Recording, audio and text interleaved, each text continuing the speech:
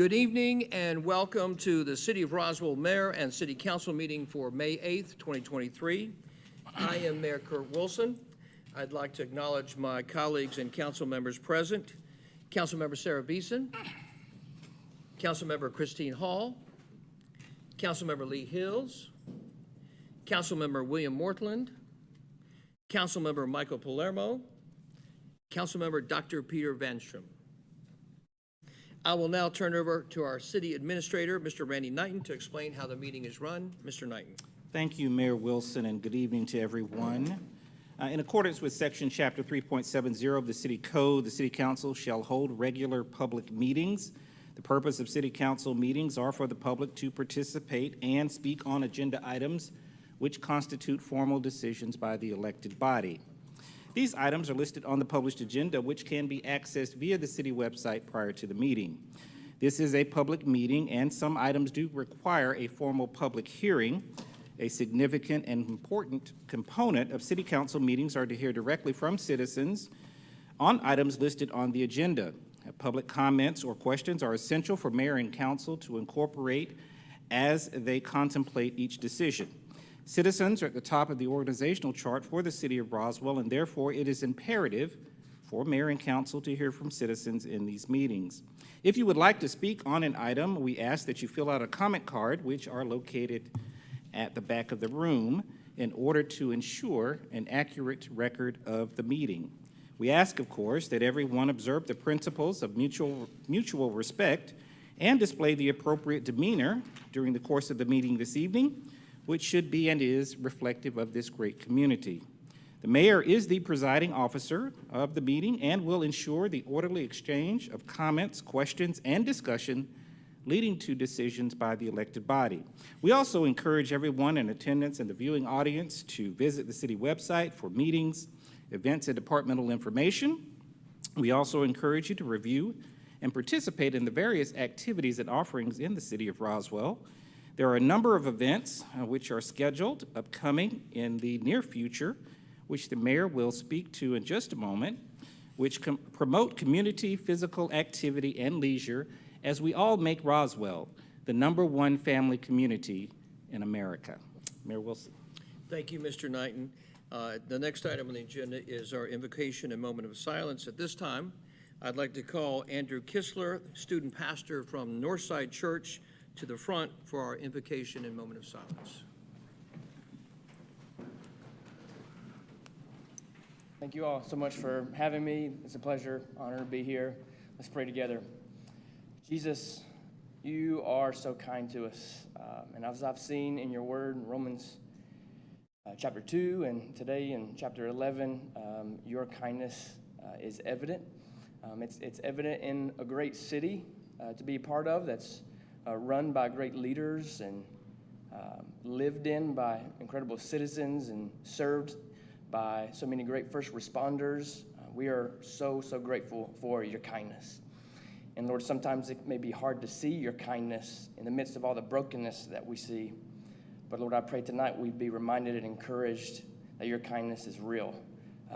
It's evident. And Lord, I pray that we would see it for many years to come. I pray for safety for all of our first responders. I pray for our councilmen and women and mayor and all of our citizens, Lord, that we would just be able to see just how good you are, how faithful you are, how much you love us, and all that you've done for us, including what you did on the cross.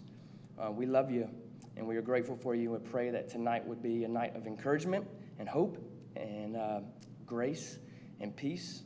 We love you. In Jesus' name, amen. Amen. Thank you, Student Pastor Kessler from Northside Church. Thank you. Well done. The next item on our agenda is the Pledge of Allegiance.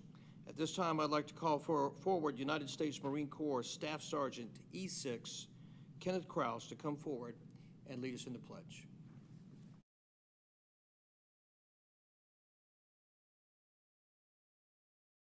I pledge allegiance to the flag of the United States of America and to the republic for which it stands, one nation, under God, indivisible, with liberty and justice for all.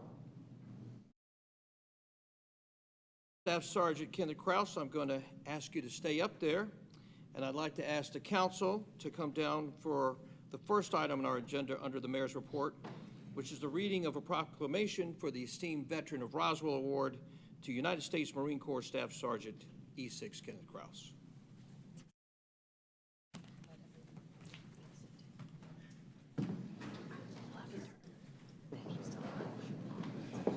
Give me the shakedown sign. Honor to have my pleasure service. Appreciate it. There you go. So we come to-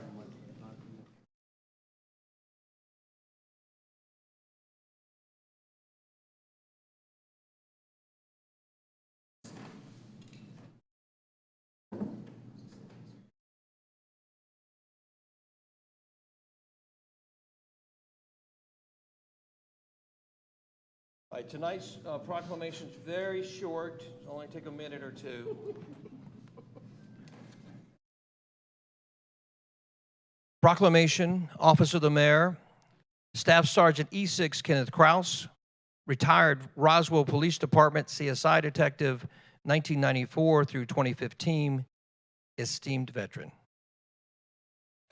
Whereas in June 1974, Kenneth Kraus graduated with honors from the prestigious Valley Forge Military Academy in Wayne, Pennsylvania.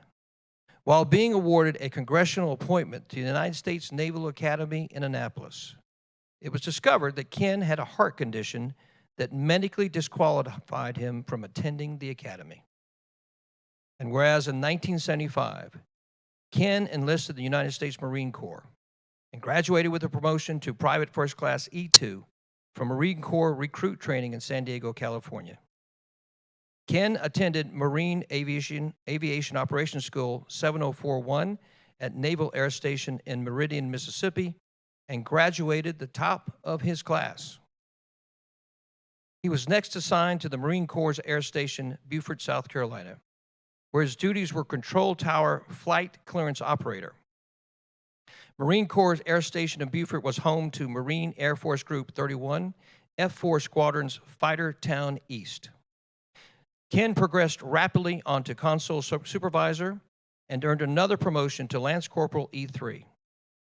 During the next 2 years, Ken would see several deployments with various Marine Fire Squadrons, including the famous VMFA 312 squadron featured in the movie The Great Santini. Whereas in 1977, Ken was promoted to Corporal E4, a non-commissioned rank. Later that year, he began training in the sport of judo with the Paris Island Judo Club and earned his black belt in 1978. In that same year, Ken won the All-Marine Judo Championship, weighing in at 132 pounds at Marine Corps Air Station Cherry Point, North Carolina.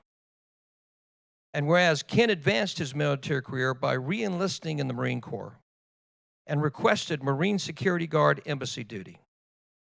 Marine Security Guard is one of the most elite battalions and toughest duties in the Marine Corps. Ken graduated 5th in his class of 72 Marines from the last class stationed at Headquarters Marine Corps, Washington, D.C., and was promoted to Sergeant E5. And whereas in 1978, Ken's first embassy assignment was Nicosia, Cyprus, a small independent island nation at the east end of the Mediterranean Sea.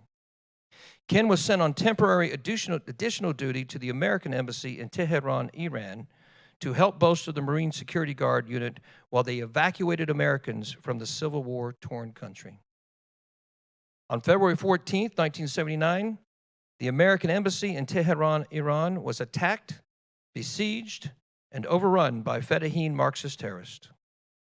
In a vicious 2-hour gun battle, Ken and 2 other Marines held off dozens of attackers while defending a key entry point onto the compound and secured the safety of 20 Americans, mixed foreign service employees, and non-combatants, all held up in the restaurant.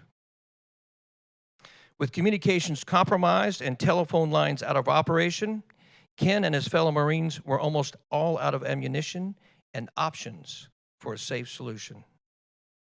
Ken knew that when they ran out of ammunition, the fighting would transition to hand-to-hand combat. After shooting at the attackers for 2 hours, Ken doubted the intent to take prisoners and that the options would result in the deaths of the Americans inside.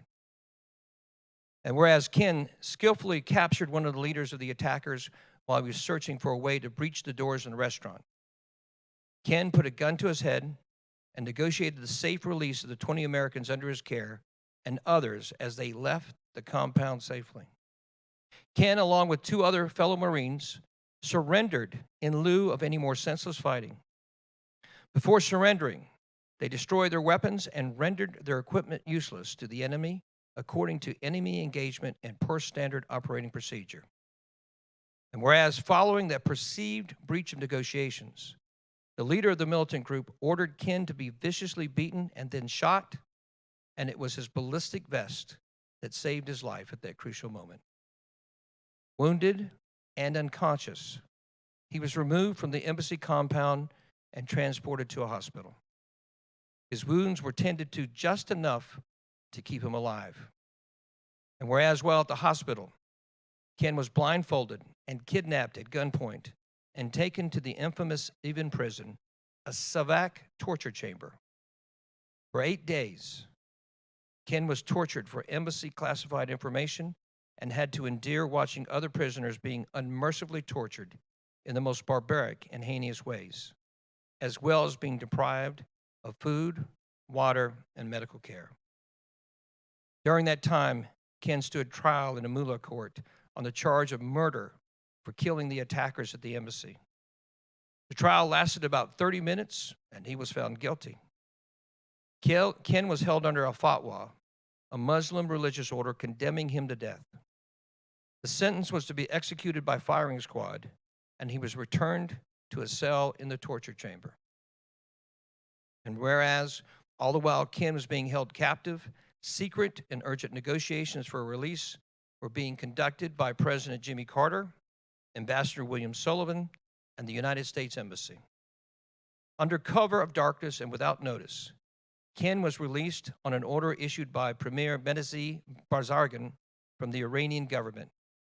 Ken was subsequently turned over to the International Red Cross and then a member of the United States Embassy on the condition that he was to be flown out of the country within 48 hours. Ken successfully was flown out of Iran and arrived at Ramstein Air Force Base in Germany the next day.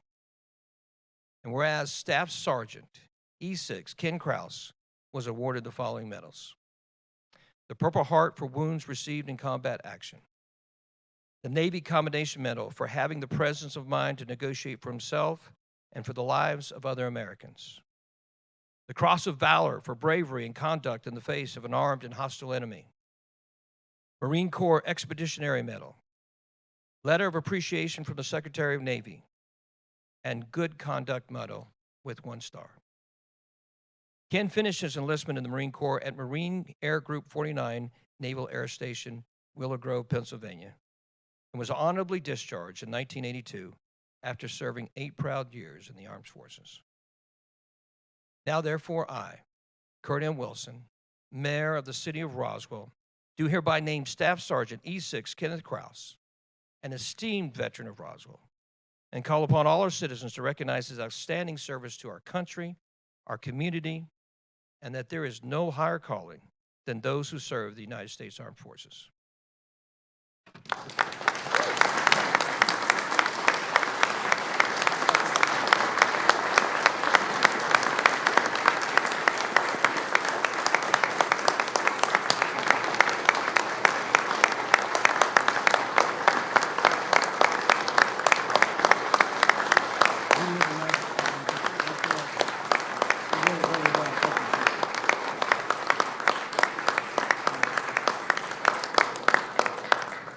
So here's the hard part. You get the microphone.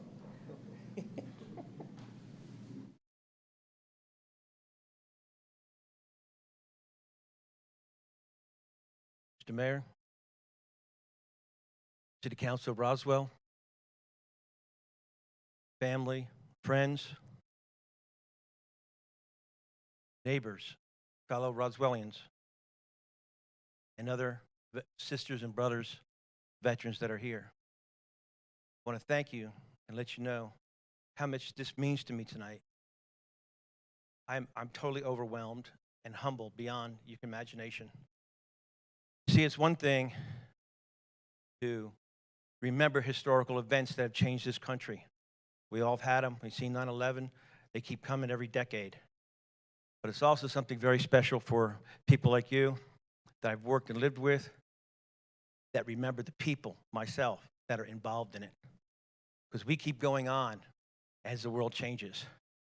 I just want to say thank you very much for this opportunity, Mr. Mayor. And I want to give a shout out to your wonderful, diligent, executive administrative assistant over there, Ms. Robin Penner. Thank you, Robin. You walked me through this. You helped me with this. And every time we go through something like this, I had no idea how great, how awesome this is. It's difficult sometimes to go through the memories and some of the nightmares and things, but you helped it out a lot. It was great talking with you on the phone. You're a class act, and I'm glad to know you. If you would, I would like to spend 3 or 4 minutes of your time to say something that's very important to me. But first, I'd like to introduce somebody, a business associate of mine. She's an actor, she's a writer, she's an editor, and she owns her own business, a crime scene cleanup, environmental business. I'd like to introduce Constance Payne.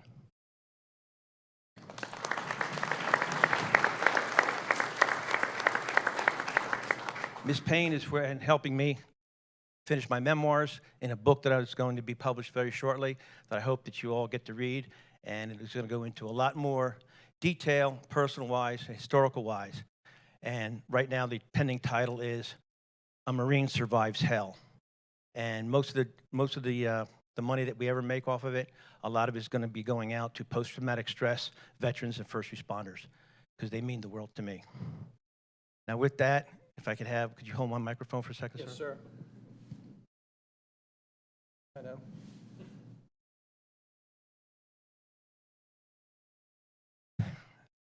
I'd like to read a few names for a historical record at this time. Please bear with me.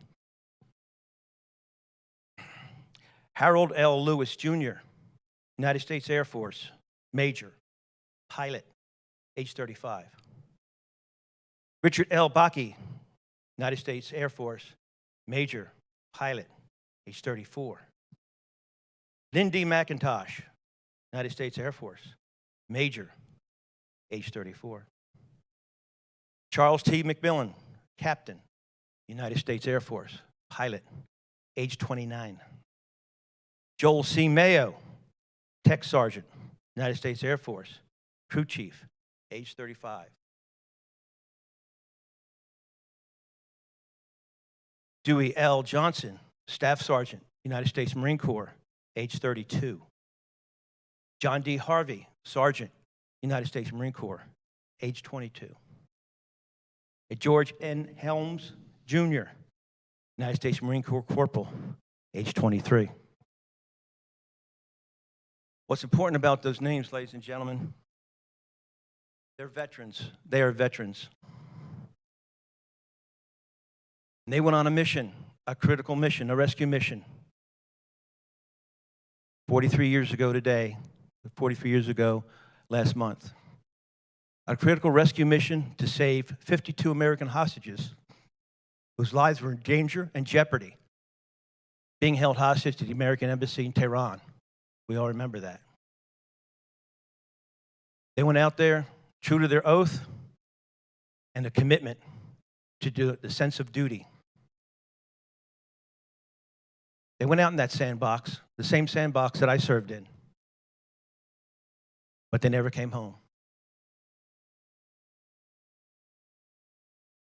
They never got any goodbye hugs, no last kisses, no wishes. Their bodies were never recovered. All their families have is memories. Every time that I asked to speak in public, I remember and read their names. They answered the call, the 911 call, to go save Americans and the Americans' esteem in the world. And they gave the ultimate price for that goal. They were American fighting men. They served in the forces that guard our nation and our way of life. They were prepared to give their lives in that defense. Similarly, besides just being in the Marine Corps and working here on the streets, I had the best of both worlds. In this great city of Roswell, we have some of the finest first responders that I've ever met in my life. Our firemen, our police officers, our EMTs, the people that are there that work every day in and out that we don't even see most of the time. But when that 911 call goes out, these are the people that respond. They might not know where they're going right away. They might not know exactly all the details of the calls, because a lot of their calls are very dynamic and change. But they know they have the same sense of duty, commitment to that duty, and their oath of office. When you call for them and you need help, 911, no one else is coming. It's them. It's them, no one else, or God's angels. Sometimes you don't got that option. I am very proud and honored to be able to say that I served with some of these fine people in this room today, in their ranks. I've laughed with them, I've cried with them, I've sweat, and I bled with them. I call them my brothers and my sisters. And I consider myself very fortunate and blessed to be able to live in a city as fine as Roswell and know that they are there to guard the streets and provide service for you. Thank you for your time. God bless.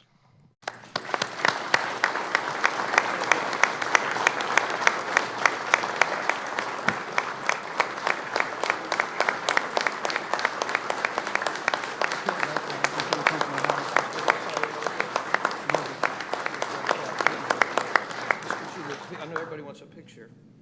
This is your proclamation, sir. Yes, sir. So get out of jail. Get out. Where's Jim Conroy? He can get you out of this jail.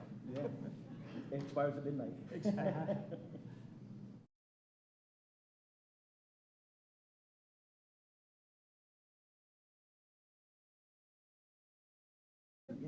Is your family here? Come on. Family come up and join for a Please, picture? yes.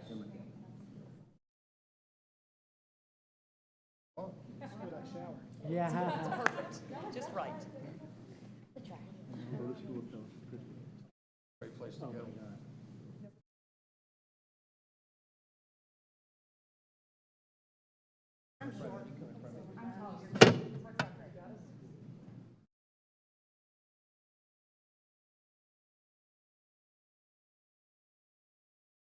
Ladies and gentlemen, King Crowd.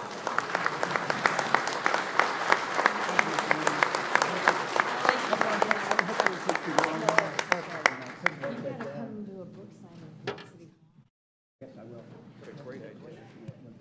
That's a great idea. We'll invite the community. I've also had, believe it or not, it's through the grapevine. Great actor, Mel Gibson, contacted me, said, he's very pro military, veteran, pro law enforcement. I've been Wow. who they're going to get to pay me. Maybe it's right there. You know, we got a good start, sir. Thank you for being with us. Thank you.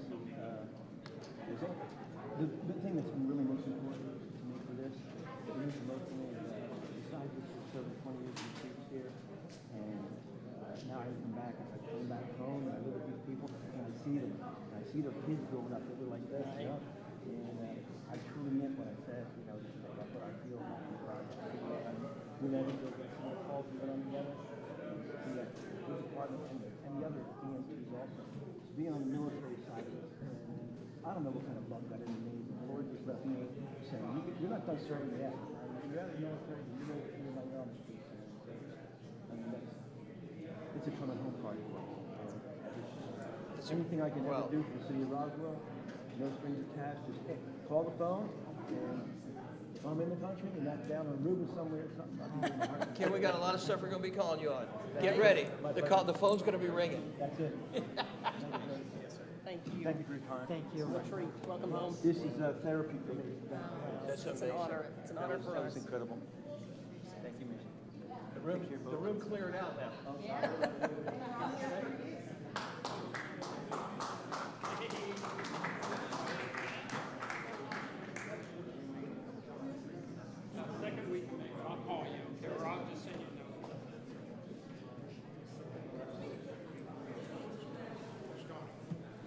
Thanks, Robin.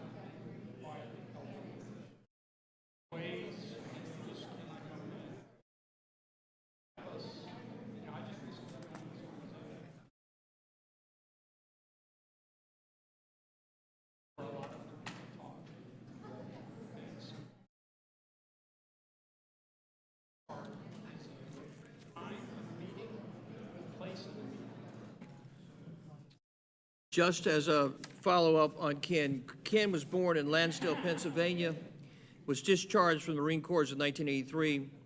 He went on to serve as a special nuclear materials security specialist for the U.S. Department of Energy, and later became a crime scene investigator and police detective in Roswell. And you probably saw a lot of our finest here from the City of Roswell Police Department. We're here to join in the celebration of Ken Cross. So Ken, thank you everybody for being here. Two other events. The last item on the mayor's report is upcoming events in the city, but I want to mention two things real quick before I turn it over to a couple of my colleagues to help me with that. Yesterday, the city celebrated the life of the great mayor, Pug Mabry. Pug Mabry, who lived from September 3rd of 1927 through April 28th of 2023 of this year. There was a very special celebration on May the 7th yesterday at the First Baptist Church. The council attended, as well as the police and fire and many other folks in our city.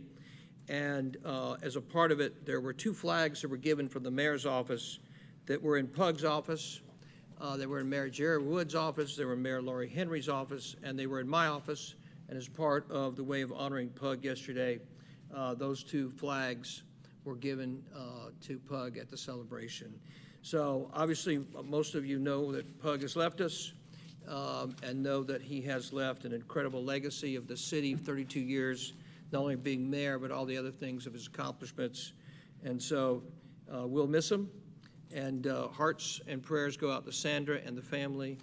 And just want to make a little point of mentioning Pug and thank everyone who was there yesterday to celebrate his life.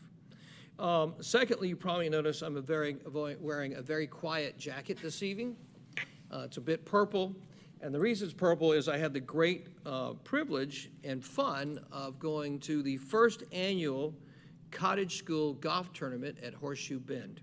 And I mention it to you because Cottage School is an incredible school that is here in Roswell, Georgia, that literally parents, families from across the United States move to Roswell so their children can get into Cottage School. It's an incredible place of learning for children with specialized learning needs, and it has not only a great mission, but it literally changes the lives not only of the children, but of the families who come to Roswell to go to the Cottage School. So if you don't know about the Cottage School, check it out on the web. It is the Cottage School, and if you know of a family that might be in need of those services, it is an unbelievable place to send your children or your child. With that, I'm going to turn it over to my colleague, Councilmember Sarah Beeson, who's going to announce our first special event. Thank you, Mayor.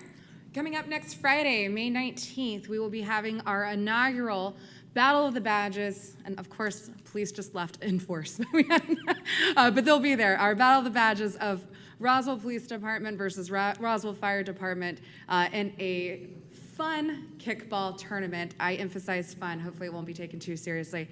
Next Friday the 19th. That's going to be at 6:00 p.m. at East Roswell Park. And the highlight of it is right before we'll be doing a ribbon cutting to commemorate the opening of our brand new turf fields over at East Roswell Park, which will be the first completed project as part of our bond initiative. So come out, celebrate, check out these gorgeous new fields in East Roswell, and then stick around. We have some covered seating, so that way you have some shade for the public to watch and watch fire versus police take on one another in a tournament. Sarah, that was really well said, but I got a question for you as the public safety liaison. Yes. Which team are you going to be playing on? So that was the first question that was asked of me when I started helping plan this and put it together. I will actually be calling the walk-ups. So as people come up to kick or bat, I will be Swiss, I will be playing walk-up music, and we'll keep it fun, light, and interesting. I will not be umping. That's thanks to our Rec and Parks Department, who will be neutral on that. Will any other council members be attending or playing in the game? I sure hope so. It's an open call. I will say, if you do take sides, though, they will remember. Amen. What time is this next Friday? 6 p.m. next Friday. Ribbon cutting will be at 5:30 p.m. So at East Roswell Park, 5:30 ribbon cutting, Yep. 6:30 game. Is it this Friday? Friday the 19th, so not this Friday, next Friday. So you have about 2 weeks to plan. Set aside the time, and we'll be done in time for you to head to dinner. It's going to be great fun. It'll be great. Thanks, Sarah, so much.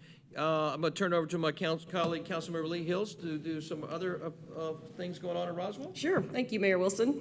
Several things coming up in the next few weeks. We've got a free family health and wellness expo. It's this coming Saturday, May 13th at Riverside Park from 10 a.m. to 1 p.m. It includes free healthcare screenings, fitness demos, free samples from healthcare professionals, and all sorts of family fun activities while you maybe take a walk around the park as well. Also, around the corner from that will be the next Alive in Roswell. This will be the second one in this season, which we run April to October. It's Thursday, May 18th from 5 to 9 p.m. on Canton Street. It is a free event, so come one, come all. A good portion of that is blocked for pedestrian fun and pedestrian-friendly walkability with food and beverages in the street. All of our restaurants will be open, lots of boutiques open for shopping and spending and just visiting with friends. You can park right here at Roswell City Hall, and there's some other parking lots right around the Canton Street area where you can pull up and stay for the evening. Also want to remind you about the 19th Annual Works in Clay Show and Sale. That is at Lita Thompson Park, which is in the Roswell Arts Center West. It's the home that sits up atop the hill there at Lita Thompson, right off 92. It's Thursday, May 18th from 6:30 to 9, and then Friday through Sunday, May 19th to the 21st from 10 a.m. to 5. And then on into the next week, Monday through Wednesday, May 22nd to the 24th from 4 to 9. You can visit www.roswellclaycollective.com for more information, and you can go really casual and pack your sneakers and take a nice walk over creeks and nice forestry. There is a beautiful park, so I would totally encourage you to purchase, put it in your car, and take a walk. So hopefully we'll see you around Roswell soon. Thank you, Lee. Well done. So that's it for the mayor's report, except for one little last item. And we have to, it's almost like we have to do this like once every 2 weeks with this group of people because they're so unbelievably successful and they seem to win so much. But next is a department award for the Environmental Public Works Department. Director Sharon Izo of the department, would you please come forward and talk about your newest award? Happy to, Mayor.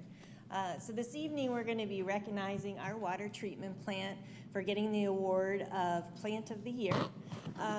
Very apropos, this week is National Drinking Water Week. We kicked it off this Saturday with a drinking water festival at the plant that was very well attended. We had about 172 folks attended.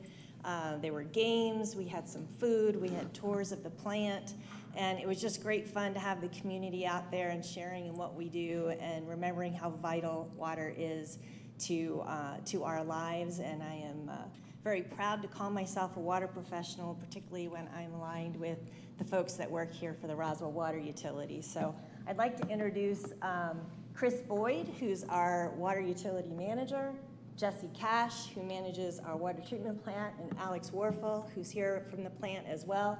And we also have Paula Day, who's here from Georgia Association of Water Professionals. I think she'd like to say a few words about the award. Awesome.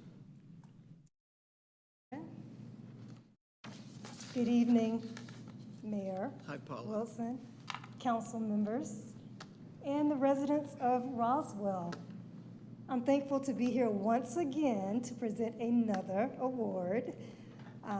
Again, my name is Paula Days, and I am a trustee with the Georgia section of the American Waterworks Association. And for those of you who are not familiar with the association, the American Waterworks Association, the Georgia section of the American Waterworks Association, as well as the Georgia Association of Water Professionals, these are all nonprofit associations working with a common goal to protect Georgia's water resources. So our membership consists largely of professionals who implement both state and federal water supply, water protection, and water resource laws and regulations. And our chief purpose is to educate and to assist those who have an interest in the proper management and protection of Georgia's water resources. So the American Waterworks Association is an international, nonprofit, scientific, and educational society dedicated to providing total water solutions, assuring that the effective management of water takes place. It was founded in 1881. The association is the largest organization of water supply professionals in the world, and the American Waterworks Association membership includes approximately 4,300 utilities that supply roughly 80% of the nation's drinking water and treat almost half of the nation's wastewater. There are over 51,000 total members representing the full spectrum of the water community, as well as public water and wastewater systems, environmental advocates, scientists, and others who hold a genuine interest in water, our most important resource. The Georgia section of the American Waterworks Association was formerly part of the southeastern section and became independent in 1988. Today, the Georgia section of the American Waterworks Association advances public health, safety, and welfare by uniting the efforts of the entire water community. The Georgia Association of Water Professionals is the state's premier professional association for water, wastewater, and related issues. GAWP was founded in 1932 and started the first license program for water professionals in Georgia. For 90 years, Georgia Association of Water Professionals has provided the bulk of certified professional training for water and wastewater operators here in Georgia. GAWP is the nation's second largest state-level association of water professionals, and they formally are affiliated with several other national professional organizations, including the American Waterworks Association, the Water Environmental Federation, the American Water Resources Association, and the Georgia Water Wise Council. GAWP is a respected and welcomed authority on water-related issues and is routinely turned to by the media, by elected officials, as well as the public for accurate water-related information and assistance. Now let's get to the award. The Best Operated Water Plant of the Year award. During the recent 2023 Spring Conference, the Industrial Symposium in Columbus, Georgia, the Georgia Association of Water Professionals, as well as the Georgia section of the American Water Works Association, they recognized the city of Roswell with the Best Operated Water Plant of the Year award in the surface water category of 0.1 to 4.99 million gallons per day. So prior to the spring conference, a group of Water Plant of the Year committee members visited each eligible system and spent 4 to 6 hours inspecting every aspect of the plant.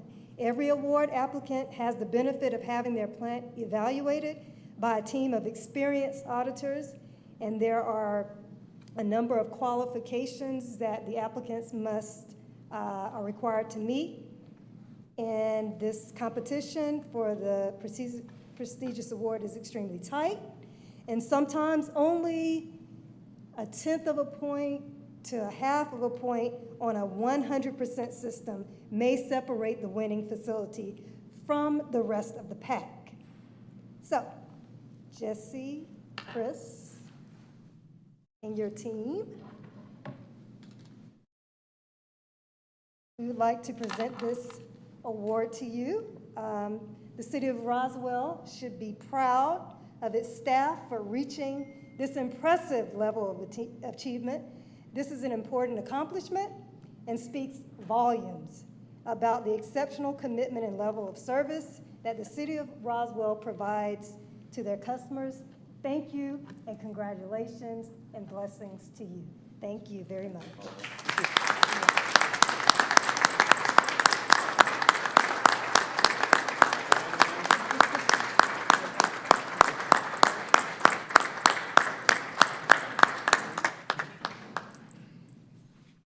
Would you like to say anything, Sharon or Chris? Go ahead, You want to go ahead? I just want to say what an outstanding job these guys do at running our plant. I'm really glad that Alex was able to come out tonight and be recognized for winning this award. He's one of our oldest operators there at the plant, was there when the new plant got opened up back in 2016, and has been an integral part in helping to train other new staff members that have come on board since then. And they do a great job in keeping our plant in like new condition, ensuring all of our assets are maintained and working properly, and looking for other ways to improve operational efficiencies. So my hats go off to them for all that they do to make our water safe and distribute to our water customers. So thank you, guys. I know the council would like to come down and take a picture with you guys. So if you let us join you for a minute. Or Sharon, you got anything else you want to say? No, sir. Come on, you're the leader. Come on. We'll walk No, out. You keep it's talking. it's really all about the people. It and is. And we have a beautiful plant that the City of Roswell paid for, and they're doing a great job keeping it up. And we have just an incredible group of folks that really, really care about what they're doing. And it's a really special place to work, so we appreciate that.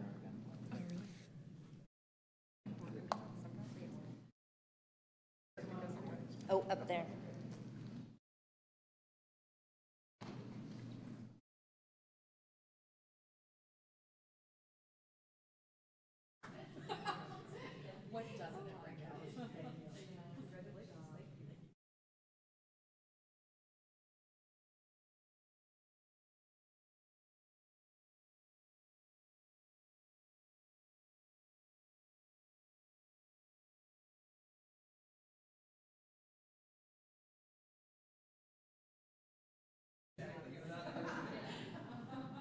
Okay, ready? Thank you.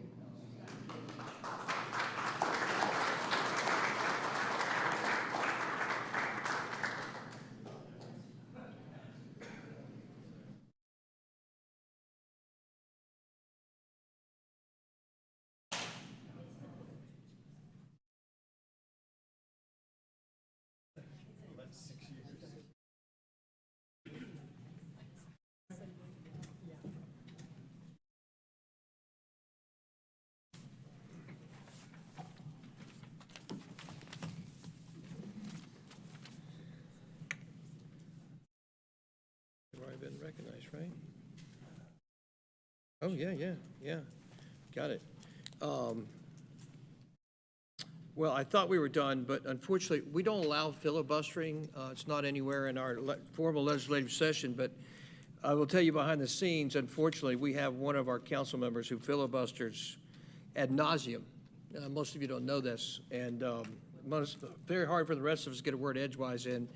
So he wants to filibuster again, so I'm going to hand it over to Councilmember Will Morthland. Thank you, Mayor Wilson.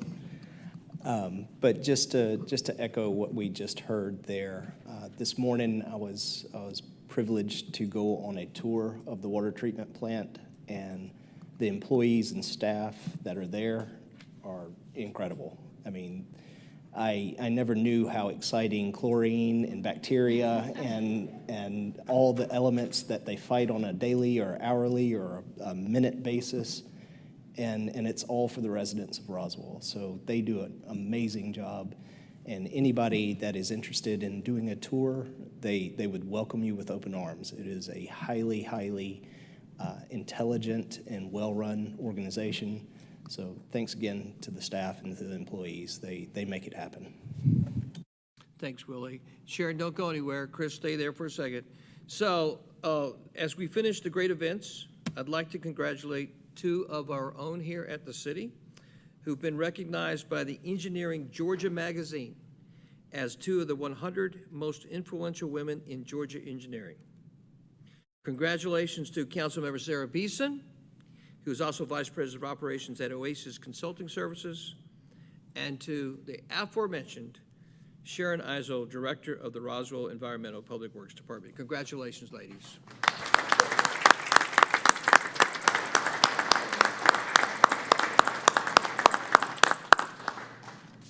Okay, so the meeting's already over. That's it. That's all we got. Okay. All right, next is, that's the end of the mayor's report. We go to the consent agenda, and I have been asked to take item 3, if you're looking at your booklet or up above, I have been asked to pull item 3 off of the consent agenda, and we'll treat it as a separate item here in a second. So, does the council have any questions or comments regarding the consent agenda outside of item 3 that they'd like to address? There being none, is there anyone from, are there any Roswell residents that would like to speak on behalf of these items or any questions? Being none, bring back the council for one last call. All right. I ask for a motion to approve the consent agenda with the exception of item 3. Pro Tem Councilmember Hall makes a motion. Do I have a second by Councilmember Beeson? Thank you very much. All those in favor of passing the consent agenda without item number 3, please raise your hands. Consent agenda passes unanimously. Thank you very much. Let me address item number 3. Item 3 is approval for the mayor and/or city administrator to execute a task order in an amount not to exceed $269,825 with the city's on-call consultant Barge Design Solutions for the design of the Norcross Street Bridge Replacement Project. It's a transportation item. Councilmember Hills, forgive me for not taking it to you. Any commentary or thoughts on this particular matter? Hey, real quick, just going to flag that I'm going to be recusing myself from this item because I do work in engineering. I do work with barge, not related to transportation, so I'll be removing myself for this item. Thanks, Councilmember Beeson. Councilmember Beeson recuses herself on item 3. Councilmember Hills, any additional commentary on this item? None other than that I'll be supporting the approval of this. Thank you very much. Do I have a motion to approve item 3? Would we like to ask if there's public comment first? We could most certainly would like to ask. Was anybody from the public like to address item 3? Any questions or comments? If you'll do us the great service, please tell us who you are and where you live in Roswell. My name is Sue Dupart. I live at 500 Shadowwood Court in Roswell. And I was wondering, is this cost for the consultation, or this is the cost, the budget of the project? This is for the design. Yeah. Okay. Yes, ma'am. We have, those of us who saw the Grimes Bridge Y Bridge develop, we have vivid memories of the sconce lights, the brick walls, and the circular lights that would come on at night. So I would urge the Transportation Committee to be very serious about the budget before going into drawings, because it's a public disappointment when you come up with a consultation of these beautiful sconce gooseneck lanterns at the Y Bridge that was going to be a brick wall with globe lighting, you know, over the Y at Oxbow and Grimes Bridge Road several years ago. And when you see the finished product is stamped concrete, it's really a disappointment. So transportation really needs to communicate to these people, let's be realistic with a frame of cost of what we want to spend for a bridge, that we change our direction we're moving in constructing bridges to be more efficient and more cost prohibitive. Thank you. Sue? Yes. That's well said. I don't even have to even look at anybody on this dais. Complete agreement with you. We don't need to tease ourselves by putting out pretty stuff and not delivering on it. That's right. That's Yes, right. ma'am. Thank you. Yes, ma'am. Yes, ma'am. Welcome. Please let everybody know who you are and where you live in Roswell. Janet Russell, Roswell resident. I too remember when they built the Grimes-Briggs-Oshbow Road Bridge, and I was shocked because they forgot about the pedestrian lighting. If you come on Oxbow when it's open, we're working on 41 months that it's been closed. When you approach Grimes Bridge, there are those lights that stick in the walls, you know, that are supposed to shine down. They're only there, but once you go past where the car goes, to the right or the left, where the pedestrians are supposed to walk, there are none of those. It is pitch dark and there are no lights over the pedestrian access once you get off where the main road is on either side. And I brought that up, I was at the ribbon cutting of that bridge, and I said, where's the rest of the pedestrian lighting? Because that's the whole point. It is not just a car bridge, it is a people bridge. And there are lots of subdivisions around there that the people like to walk. And they can walk over to the senior center, except not at night, ever. So when you do the Norcross Street Bridge, which I've been pushing for 2 years, most of you don't even know it exists because it's not very big. But that is a very important pedestrian bridge. Forget about the cars. The people that use that bridge every day walk to the library, they walk to Canton Street, they walk to Variant, they walk everywhere. And the bridge has been there probably since the 50s or 60s, the pedestrian bridge. Now, we don't need to wait 2 or 3 more years to fix the pedestrian bridge. All you need to do is clean it and paint it right now. That sends a message you care about the people who live there. The car part's a whole different thing. It's gonna go over that little creek and all that. But please stop forgetting about the people who can't get here because they don't drive and they have 2 jobs and they walk everywhere. Because you wouldn't allow that bridge to get in that condition outside of any of your beautiful subdivisions. It would never have happened. And only now that we have City Walk and we have all these $750,000 houses coming up on Forest Street and Myrtle Street where the underprivileged used to live, and that's why it was ignored. Now you have Liberty, but that was the backside where the high school was too. Nobody cared, and it looks like it.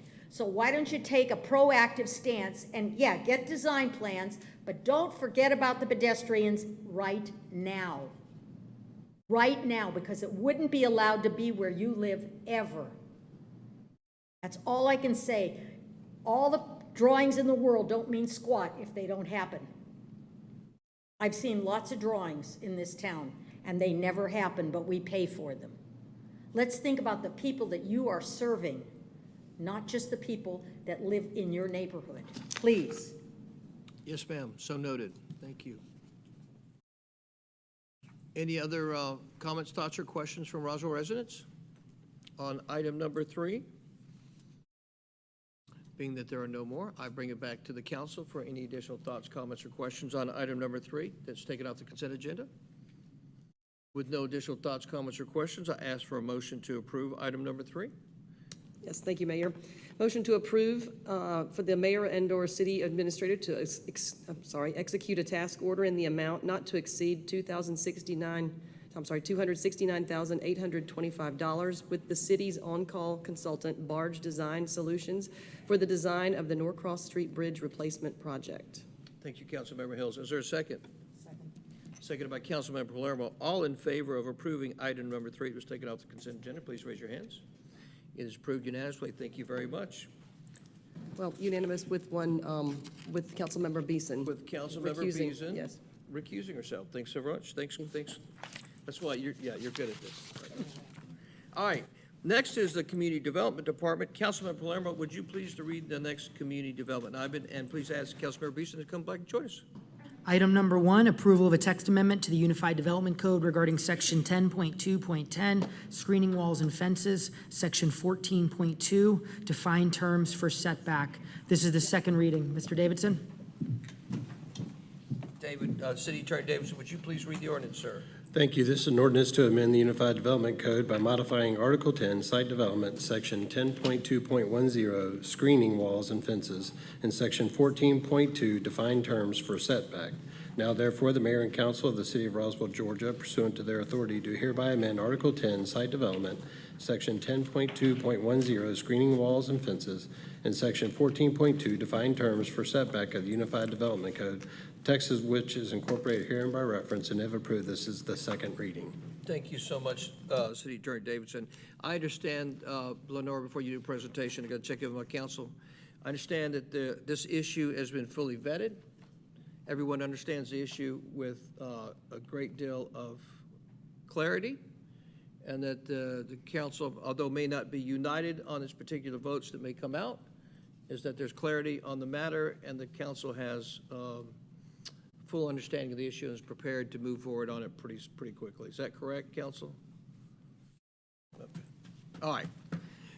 Lenore, the show's yours. Thank you, sir. Just a quick summary of the timeline. The last time I was in front of you was on May 24th, and the second reading was deferred to this evening. Just as a reminder, there are two sections, sections A and B. In section A, under general standards, items number 1 through 6, there are no changes. Items number 7 through 10, which I'll describe on the following screens, are the items subject to change. And then item B, which is subdivision entrances, there are no changes.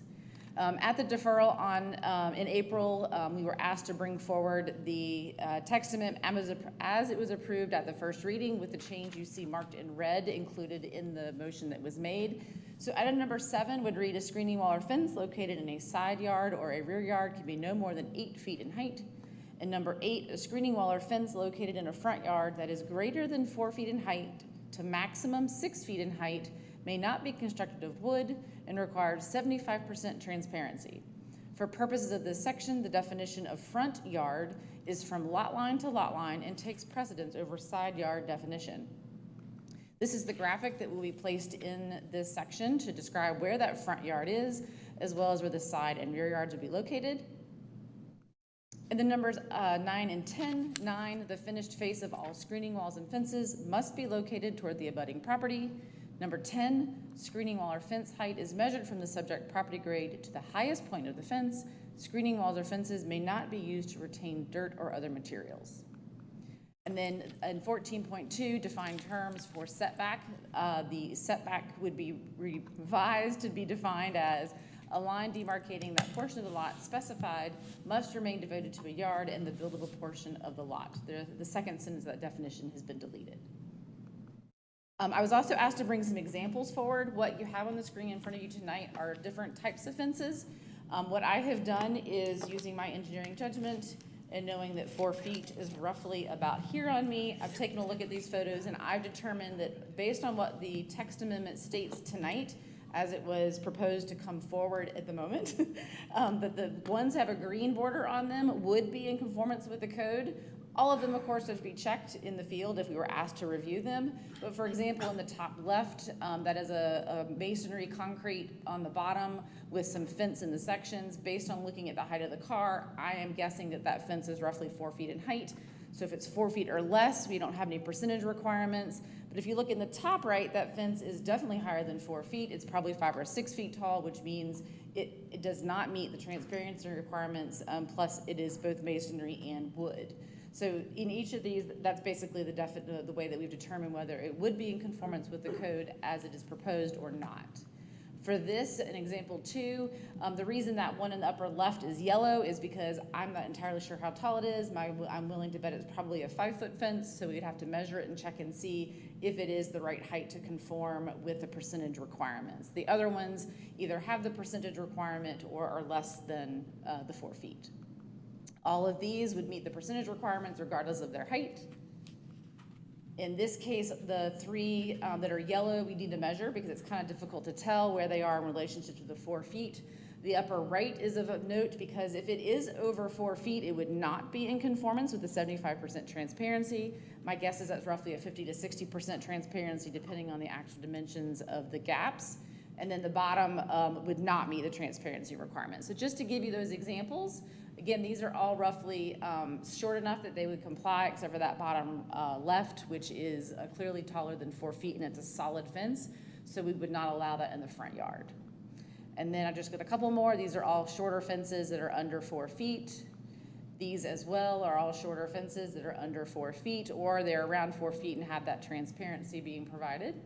And then these are two that would not meet the transparency requirements. They appear to be greater than 4 feet and would not meet those transparency requirements. I'm happy to talk about any questions you may have. I have a question, Lenore. Yes, sir. As I look at some of these beautiful pictures, are you is staff recommending in favor of this, or what's staff's position on this? Staff is pretty neutral, to be honest with you, on the terminology that's used in the text amendment. It really comes down to council's preference on the percentage. I have my own personal thoughts on what would be easier to immediately kind of catch in the field for most staff. But to be honest with you, the percentage and the heights are relatively easy to measure for us to be able to enforce and to explain to our residents. So I'm not sure that we have any real preference over what we end up with tonight. Thanks, Lenore. Does council have any comments or questions for Lenore? Councilmember Palermo. Thank you, Mayor Wilson. So the origin of this is where a resident had brought up in Roswell, there were some 6-foot fences being built in the front yard, despite that not being the intent of the code. And so with that, with the clarification of this wording that is addressing the 6 feet fences in the front yard, which the code basically did not allow unless the top 2 feet were going to be that 25% transparency. And so that's what it's addressing. And then it's also what it's doing is looking at when it is above 4 feet and up to 6 feet in the front yard, it is requiring a greater amount of transparency than it currently requires. Certainly, I'm flexible on what that percentage is. I am here willing to support 75% if that's the pleasure of the council. My current intent would be that the words "may not be constructed of wood" would be removed based on the feedback that we received and discussed last time we discussed this on the dais, and then just adding the clarification that the 75% transparency be for the entire fence. So certainly happy to discuss that percentage and if it's for the entire fence or just the upper portion. But that right there would represent my current intent unless this council would like to adjust that percentage. Thank you, Councilmember Palermo. Councilmember Beeson? Just wanted to flag, so it is correct that Planning Commission did bring forward a couple of examples that were included in our these not the examples that we went through here, these are hypotheticals, but examples right here in Roswell. However, the way that this was initiated, it would have solved the issue. Could you go to the drawing that's being included? Yeah. So the drawing in this would actually clear up some of the enforcement issues that we previously had in the city of defining exactly where side yard ends and front yard begins. Additionally, to Planning Commission's credit, they also pointed out that we were inconsistent in our usage of terminology, such as setback versus yard, and making it more consistent. So again, as initiated, the problems that have been flagged in the past would be eliminated moving forward. I offered this during our last council meeting. I re-offer it again. I think we're creating an issue out of a non-issue by relitigating heights, transparencies, building materials, and turning into what I would argue are HOA rules, especially for some of our homeowners or property owners that have properties on main roads where they might want a higher level of privacy. But that being said, either way, I am fairly agnostic on this because I think it is important that we do get these definitions and terminology cleared up and make sure that we are clearly defining in this illustration, thank you to staff, for defining where those yards are. Thank you. Thank you, Councilmember Beeson. Any other thoughts, comments, or questions from council? Being that not, I will take it to Roswell residents. Any Roswell residents who would like to speak on this matter? Yes, ma'am. Sue, welcome back. It didn't take you long. 2 for 2. Hey, Sue. Hey, last year at the Hydrangea Garden Tour, there was a homeowner on Riverside facing the river on East Roswell, and because they had the fleur-de-lis spears on their aluminum front yard fence, there was a DNR case where the deer didn't make it, and then they had to get help, calling the police, then calling. So that might be a stipulation, in the river areas or where deer may be crossing, if you had a spear metal, on a higher fence, that it could be a hazard near the water. So it was an interesting story, all the legwork that happened to get the deer off the fence that Yeah, because the beautiful garden was exposed by the aluminum framed, fence posts, so. Thank you, Sue. Sue, how tall was the fence? I would say it was a 6-foot fence, just those aluminum, spears Wow. black painted with, like the fleur-de-lis or a point at the top. Sue, was But that because right- it was across the street from the river, It was right across from the park. Yeah. I remember being there. okay, It's a couple of years ago. It was Okay. horrifying. yeah, okay. Yeah. Well, I'll just share, I have a 5-foot fence all the way around my yard because I have a pool. I have millions of deer around, and they've never jumped over my 5-foot fence. Well, maybe this because it was near the street, across from the river. Maybe the deer was a little more rapid, seeing the colorful garden and, Any other thoughts, comments, or questions from Roswell residents? If not, I bring it back to council. Can I ask a question? Because I know you guys have been working on this. So I'm looking at Lenore's example on examples 4, right? And I see what is ostensibly an old horse fence, for lack of a better term. In front of, we have many homes like this. And if I'm in, so just for clarity, does that mean that that is no longer allowed? If that fence is greater than 4 feet and the 75% transparency stays as it is written tonight, that fence would not be in compliance with the new code. Okay. If it were over 4 feet.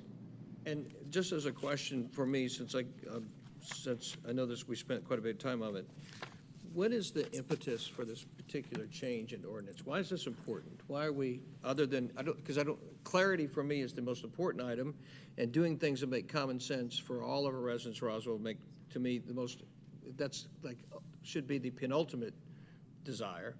So I'm looking here at an example, and I'm hearing, no, that's not a go.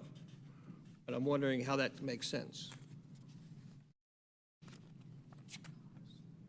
Well, she just said, example 4 would not be allowed if you make this change.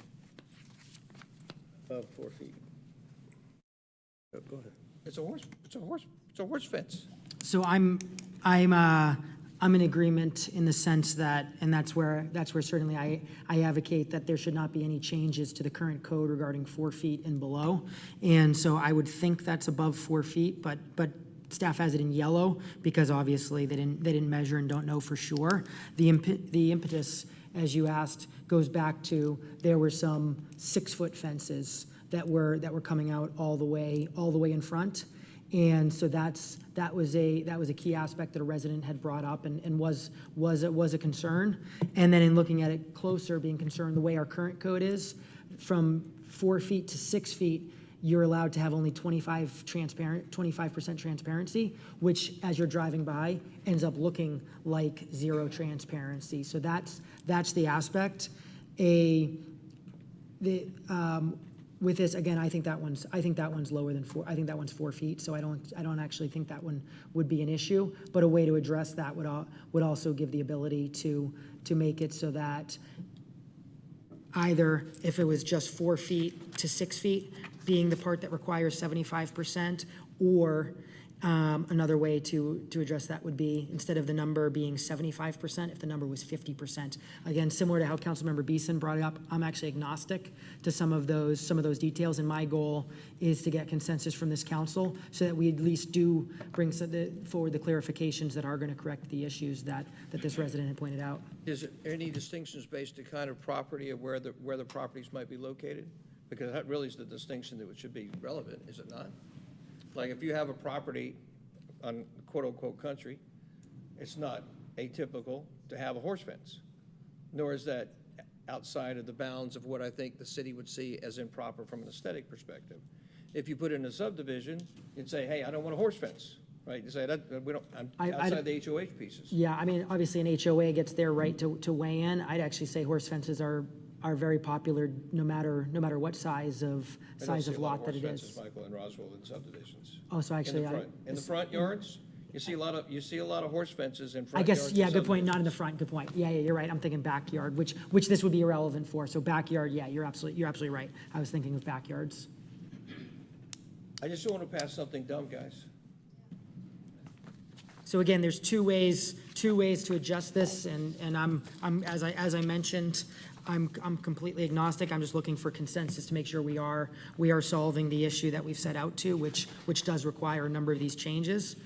One way to address it would just be that above 4 feet ends up requiring 75%. That's one way to address it, and a member of the Planning Commission had brought that up. And another way to address it would just be if the number, instead of 75%, was 50%. So those would be two ways to potentially address the concern right here for this one. If it's above 4 feet, again, if it's 4 feet, which I think is quite likely that the post would be 4 feet, then it's a moot issue. Councilmember Borthland. One other potential option here is if you have a home that is requiring a horse fence. And that's kind of what we're talking about in this picture right here. I mean, this is just one example. I'm sure we could get into some more details there, but like, I don't want to pass dumb ordinances. Sure. The other piece to this is if you have a residence that has a required need for something that falls outside of this, you can always ask for a variance. So Willie, just as a follow-up, so I'm going to make a resident come to council for a variance because I don't have a good part of the problem is so the UDEC. So I don't have a good ordinance in place. The resident's got to come to me to ask for a variance because I don't have a good piece of legislation in place. So the best way I would answer that is the overall goal of what we're trying to do here as compared to one-offs. And that's how I would answer that, is if you have a one-off situation, then obviously you can ask for the variance. But the body of what we're trying to accomplish is the main goal of what we're looking at tonight. I'm going to ask a really stupid question. What is the drive behind this? Like, why is this so damn important that it's in front of this body tonight? We deferred it last time, thought we got clarity. Without even looking at it very seriously, I can see some holes. So what the hell is why is this so important? Yes, sir, Councilmember Palermo. So again, there are some real examples in Roswell where is the 6-foot fence in the front, which is not the intent of our code. And this was an opportunity, as the resident brought up, to clarify it. I think what you're really honing in on is not the correcting that issue aspect of it, but it's the update to, because everything you're saying, I'm not hearing you challenge any aspects or question any aspects of the clarifying the definitions of the side yard and front yard and adding that picture. What I'm hearing is you're really questioning the requirement of 75% transparency for the entire fence. So knowing that I feel there is something that needs to be solved, again, a potential way to do it, and to give more time to make sure, to your point, we're not passing something that you don't feel is the ideal thing to pass. It could always just be adjusted where we make a smaller change to the code, and instead using the existing language where it says between 4 and 6 feet is 25% maximum. We just changed that 25% to be 75%, in which case then that's giving more ease for things like this. So that could be a way, because basically that would be a way to reduce the impact of the change. Councilmember Beeson. Staff, don't go anywhere. Perfect. Let me ask you, Sarah, is that something that makes sense to you when Michael says that, what he just said? I will preface this with, Roswell is home to an award-winning gymnastics team, and I feel like I'm doing mental gymnastics at that caliber in order to understand the justification for this. Staff, one quick question for you. Hearing and understanding Councilmember Palermo's concern about the examples that Planning Commission provided with the pictures of a 6-foot non-transparent fence that went all the way to the front property line, would the changes that were initiated, which is the adding of this picture, the graphic, and the clarification on the terminology, would that prevent the example that was provided from happening in the future? A portion of it. So there were two issues at hand with one of the properties. One is that the 6-foot solid fence came all the way up the side yard to the front property line, essentially, a little less than that. And the fence that went across the front of the property line had the 4-foot with the 2-foot. And that was another reason that was not necessarily the style of fence that they wanted to see from a transparency perspective, even though it does conform with today's code for that section. So it Can I ask would a eliminate a question? portion of it, but not what I think was a secondary concern, Lenore, which is the Lenore, front fence. this is real simple. There's some 6-foot fences in front yards, correct? Yes, sir. And they're solid. And that's what we're trying to eliminate from this, with this thing we're trying to pass, right? With this I think text that is fair amendment. to say, yes, What we're sir. trying to eliminate are having 6-foot fences in neighborhoods, really in neighborhoods, by the way. That's what we're trying, in the front yard. Is that what we're trying to do? I believe that is the case, yes, sir. So can we not do that with clarity? Not eliminating 6-foot fences, eliminating non-transparent 6-foot fences. And I'll throw one more into the mix here. We've gone so far down this path that I looked at all these pictures, and I just looked at them for the 15th time that I've looked at them in the last 2 days. And there isn't a fence in there that doesn't have transparency, that doesn't look better than the ones that don't. So I'll tell you what, I don't understand, if we have a chance, and the HOA comment is a legitimate comment, but there are areas of Roswell that don't have HOA, and I think that's what we're addressing. And we have an opportunity here to create a really pretty front area for our neighborhoods. And I'm holding out for 4-foot even that has some transparency. I just think they look so much more beautiful. So I'm just going to throw another wrench into this, and this is just getting ridiculous. And let me just say one thing. Ken Krause, that dedication to him was incredible today. And the fact that we're sitting here for more time than that picking down fences is really getting to be silly. Councilmember, Michael. Councilmember Hall.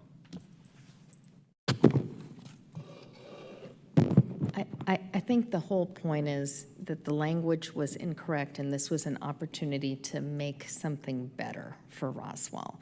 And the language as it's written in the UDC currently, and this is out of Muni Code, item number 8, a screening wall or fence located in a primary or side street setback, which was very confusing language, which was set out to be addressed, cannot be more than 8 feet in height. And we're not changing that. That's existing.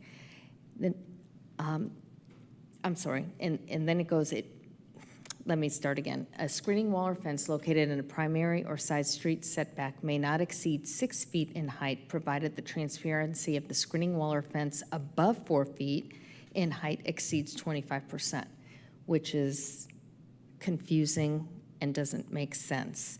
Columns that are a maximum width of 18 inches each and spaced a minimum of 8 feet apart are allowed to reach a maximum height of 8 feet. So that's what we're addressing, trying to improve. Did I confuse everybody? That's the language that's in here. Okay. I was just going to say, yes, Michael, pictures say 1,000 words. And so that's where, interestingly enough, I'm probably most in agreement with Mayor Wilson and Councilmember Beeson. What's actually been that way the whole time. What I'm looking for is consensus, because we do have an issue that does need to be fixed.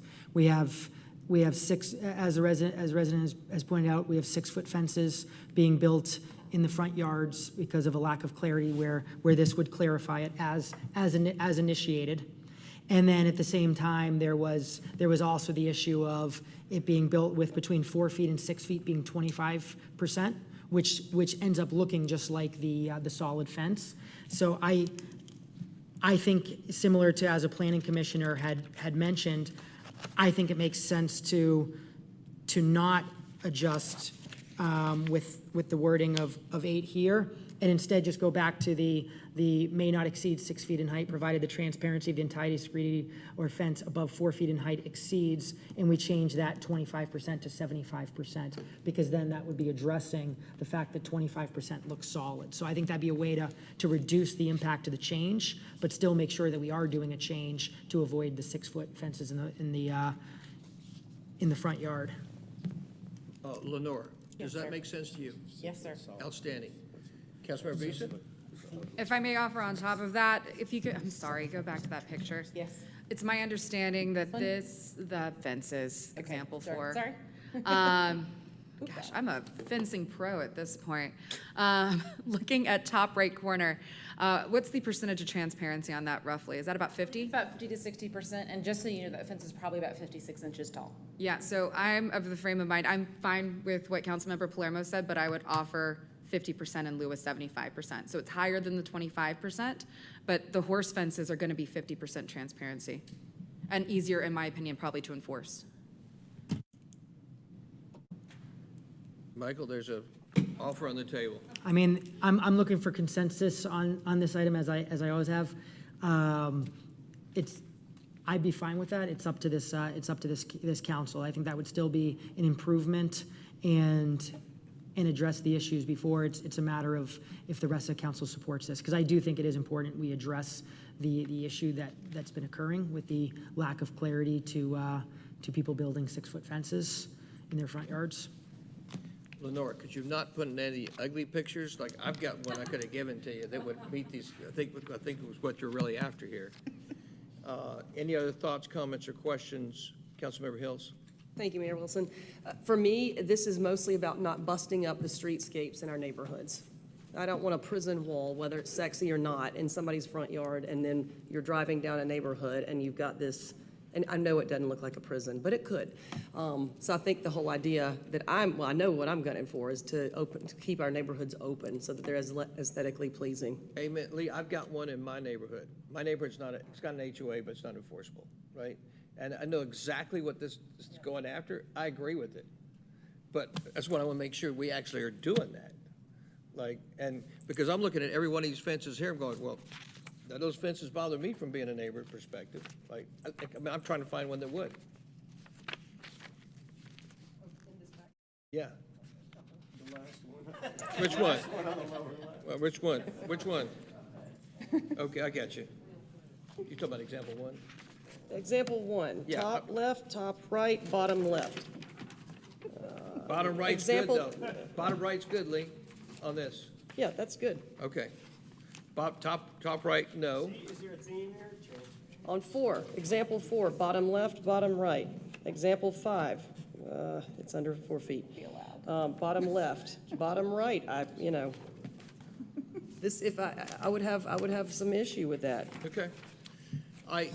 Is there any of the comments or questions? Yes, And then we've got the Councilmember pallets on example 8 that are an urban look that I would absolutely say no to. Yeah. Yes, Mike. As Councilman Vanstrom just brought, if it's all right, because again, my goal is just to get a consensus, because there is something in here that we're not talking about. We're not talking about the aspects that are crucial to make the correct change. We're talking about this other one detail. Councilman Vanstrom just brought up instead, if it was up to, once it goes above 4 feet, the entire 6 feet being 50%, then he brought that up. It's still just an improvement from what it is today. So I'm flexible. I'm gonna defer to whatever the majority of this council prefers.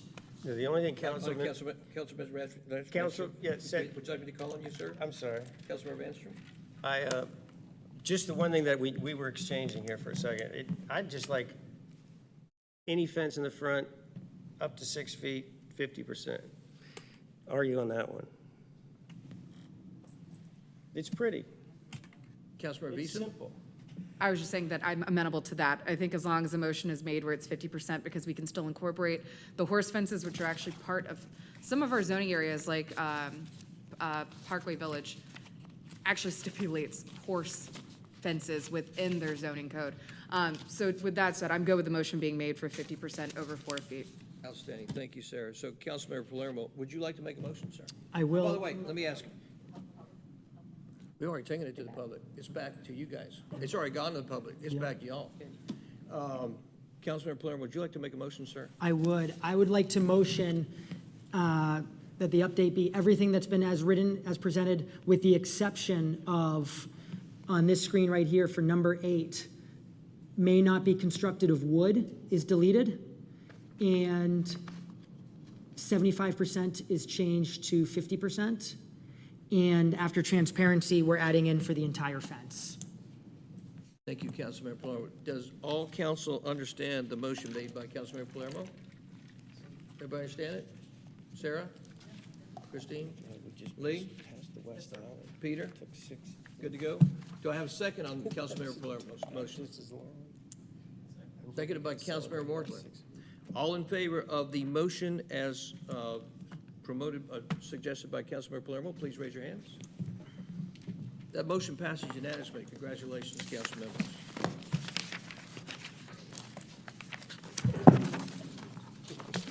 All right. Next is the Transportation Department. Councilmember Hills, would you please read the item? Yes, Mayor Wilson. Approval of Ashley Manor subdivision property to convert their 2 existing private streets to public roads and for the city of Roswell to assume ownership and future maintenance responsibilities. No, we got Dave Cox tonight. Where's You Jeff? do. He needed a night off. Dave, you got the show, baby. Well, thank you, I appreciate that. This is the last step of a long journey for one of our success stories here in Roswell. Ashley Manor is a subdivision who is a private streets, is a private subdivision with private streets, is not gated, and they approached us a few years ago to become public. Before I get into the details on Ashley Manor itself, they had to follow a policy that was adopted by the mayor and council several years ago in 2014. The purpose of that policy was to protect the city from accepting private streets that were in substandard condition. The policy outlines basically a path that any applicant must follow to make sure that the roads are brought up to modern standards, the pavement is in good quality, or make sure all the right-of-way or UDC requirements are met or up to modern specifications. So it's a great policy, and it gives subdivisions like this a path forward to follow. So in Ashley Manor's case, they wanted to request their 2 subdivision streets, Ashley Manor Drive and Manor Place Drive, which is about 0.6 of a mile, be converted to public. And I have a map to show you in just a few moments. The request that was previously approved by the council about 18 months ago in November of 2021 was approved by the council with several conditions that staff have since followed up on and have confirmed, and that's what we're going to recap for you this evening.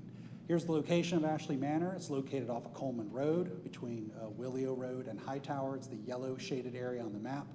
And their 2 streets in blue are the ones that we are recommending be accepted into the public domain. So this is one of the great things about this story is they spent their own money to bring their streets up to modern standards. So they had to add new sidewalks, almost about 0.5 mile of sidewalks in their subdivision, and they also had to make a few other improvements. And staff have reviewed all these things to make sure they're to modern standards, and I can show you a couple other things that they had to do here. This is actually one of the things they had to do per the conditions. They had to hire an engineering firm to do an assessment to make sure that all the things were brought up to modern standards. They had to retain a contractor and get a land disturbance permit to complete all these improvements. It had a 1-year warranty, and the HOA has retained an inspector to make sure all the work was done properly. And number 3 is the most important thing that we're very proud of, and the HOA has been a great partner in this. They committed to pay the city $42,000. This is basically a true-up cost to make sure the pavement that goes into our maintenance fund or goes into the general fund that could offset any future maintenance cost. And one thing the engineering report found was that the pavement was still in fairly good condition. They expect to have about another 10 to 15 years of life before it may require resurfacing. So again, this $42,000 was assigned as a kind of a true-up cost to offset that. And then lastly, one of the things that's in the packet is to provide a deed of dedication, which would allow the transfer of the right-of-way. It's approximately a 50-foot swath of right-of-way on the streets that once it would be approved would be transferred to the city. So staff have confirmed that all these conditions have been met. The funds have been received and processed by our finance department, and staff are recommending that we accept ownership of these roads. And Mayor, I just want to commend Ashley Manor, their HOA president. This is a heavy lift on them. They followed the process, and it's a tremendous success story for the city, and frankly, they're a role model for other subdivisions, HOAs to follow. They are, Dave. Thank you. Thank you for everything you guys have done. I got one technical question. Sure. That 10 to 15 years of life on those roads, is that based upon a 70 scale? So basically, they did an engineering report and took core samples to look at the road to make sure it was not in substandard condition, and they anticipated it would not need to be recoded or resurfaced for at least 10 years, preferably 15. They're low use residential streets. Low traffic. The only traffic on there would be, heavy traffic would primarily be garbage trucks. Those are probably the heaviest vehicles you see out there. So it's low volume, low weight vehicles. So I wouldn't expect a whole lot of problems. Thank you, Dave. Does council have any questions or comments? Councilmember Hills. Thank you, Mayor. Mr. Cox, I can't remember in our earlier conversation, can you estimate or tell me exactly how many homes are in that neighborhood? I don't know off the top of my head. It's probably at least 60 to 70. Okay, so, and I too echo what you said. This is really a kind of a fairy tale story of a neighborhood, even of that size, which is not a great big neighborhood, taking on, looking after their roads and putting in their own sidewalks on their own accord, working with the city, of course, to make sure that they were up to standards, and then want to hand their streets and sidewalks off to the city in good standing. So I too applaud Ashley Manor. It's a role model story for sure. Thank you. Councilmember Palermo? Yeah, I completely agree with Councilmember Hills. As I mentioned at committee, the city certainly has the right to not take this on and do this conversion, but I don't feel that'd be the right thing to do. I feel the right thing to do is this public conversion because clearly they've invested in their neighborhood, got everything up to the standard, built those sidewalks and paid towards that future maintenance. Because also what often comes up is I feel almost every neighborhood in Roswell would love to be a gated community and a private street until they find out all the costs for maintenance. And so definitely happy to have them just be a part of the city infrastructure. Councilmember Vanstrom? Is there anyone here in the audience from Ashley Manor? You were motioning. The reason I asked that is the number of homes. 32 homes. Wow. Thank you. All right, council has no additional comments or questions. Any Roswell residents who would like to come up, talk about the amazing thing here at Ashley Manor subdivision? Thank you, sir, for being here. Anybody else, like Peter said, anybody else here from Ashley Manor? Appreciate all you guys did. Really amazing. All right, any other additional comments or questions from council? That being said, Councilmember Hills, do you have a motion? I sure do, sir. I motion to approve Ashley Manor's ask the subdivision of property to convert to their two existing private streets to public roads and for the city of Roswell to assume ownership and future maintenance responsibility. Thanks, Councilmember Hills. Do I have a second? Second by Councilmember Beeson. All in favor of approving this item, please raise your hands. The item passes unanimously. Thank you very much. Congratulations. All right, next is the city attorney's report. City Attorney Davidson, would you please read your first item on your report, sir? Thank you, Mayor. The first item I have is to confirm authorization for the city to participate in the national opioid settlement. As you know, the Georgia Attorney General has entered into negotiations and settlement agreements with some of the distributors and manufacturers of the opioids. This would allow the city to collect funds from those settlements and use those funds for treatment and prevention of opioid use within the city of Roswell. It would also allow us to buy more Narcan, which we go through a lot of treating people that have overdosed. And I would recommend approval of confirming our authorization to participate in the national opioid settlement. Thank you, City Attorney Davidson. Does council have any questions or comments for City Attorney Davidson? Councilmember Beeson. As public safety liaison, I will say I read every single shift report that comes out of RPD, and I will say maybe on average, of course, police aren't here right now, I'd say at least maybe 2 deployments per shift of Narcan. So it's something that is used very, very frequently, and I support it as well. Thank you. Thank you, Councilmember Beeson. Any other thoughts, comments, or questions from council? At this time, I take it to our Roswell residents. Any thoughts, comments, or questions on this matter at hand? Being there none, I bring it back to council. Any additional closing thoughts, comments, or questions? Since I don't have a liaison for City Attorney David Davidson, would anyone like to, Councilmember Beeson, would you like to make a motion, please? Motion to approve opioid settlement and condemnation settlement. Thank you very much, Councilmember Beeson. Is there a second? Second. Second by Councilmember Hills. All in favor of approval of the motion, please raise your hands. Motion passes unanimously. Thank you very much. Last item is City Attorney Davidson. Please read your last item of your report. I also have the condemnation settlement for the 50 Maple Street, the one condemnation that this council has approved. It will actually get rid of 2 lawsuits because they filed an inverse condemnation motion. She made the motion to approve it. Just wanted to make sure y'all knew what it was. It was $155,000 that we settled for. And the final item I have is recommendation for closure to discuss personnel litigation and real estate. Thank you very much. Do I have a motion for closure? Motion by Councilmember Hills. Do I have a second? Councilmember Plover, all in favor of going to closure? Thank you very much. Passes unanimously. At this point, there being no other items, this mayor and council meeting of May 8th, 2023 is adjourned. Thank you very much.